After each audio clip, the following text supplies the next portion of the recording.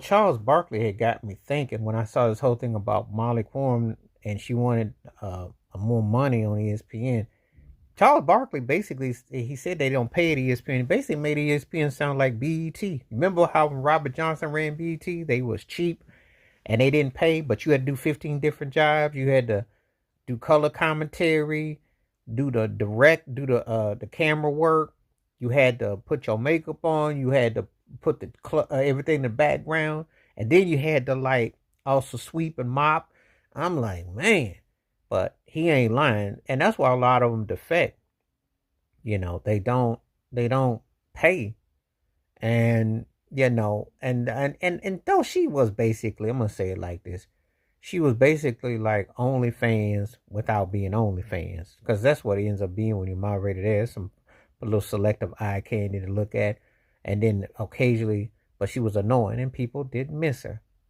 And believe it or not, they'll tolerate Stephen A. Smith over her. But the thing is this: they're not going to pay for what they consider anything below second tier. You're expendable.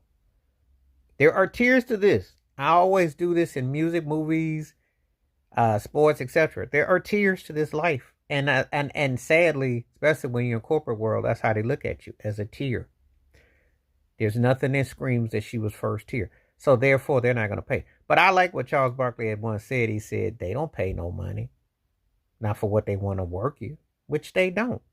They got hand over fist. They are unionized with ABC and Disney and all that. Like you can't sit around here and come up to me and say, "Oh well, if you work for ESPN now, we'll give you that discount at Target or Best Buy," and treat you like it's still Circuit City around. And if you remember Circuit City, you know what I'm talking about. Or Kmart, you get all the Kmart discounts except there's no Kmart around.